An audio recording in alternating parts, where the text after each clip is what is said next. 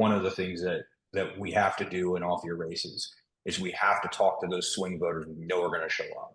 You've got to do a general election swing message when you're talking about really tough races. And then you've got to talk to those low prop voters. One of the things I think is really interesting, and I know New Jersey has the same phenomenon as Virginia, is you've got seats that, maybe went 12 plus for Biden, but now only went 6 plus for Kamala Harris. So what is that delta, right? So clearly there was a 6 to 7 point delta in some of these sweet seats where they're moving, where they didn't like, where they like Biden, but then they didn't like Kamala.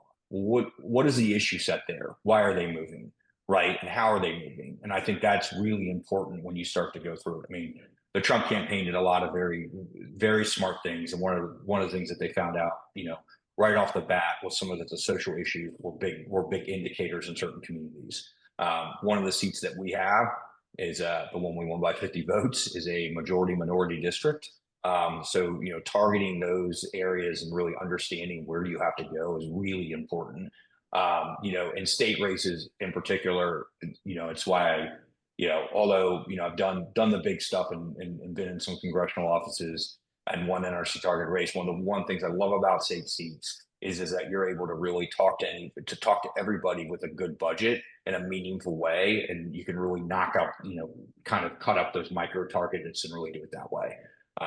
So I just think, understanding you're in off-year elections, you've got to have a plan for swing voters, and you've got to have a plan for low prop voters, and you've got to have a plan to cut up your universe and hit those. And that's where text messaging and, phone calls and mails really play a big part in cutting those universes up for a good, solid reach point at a reasonable price.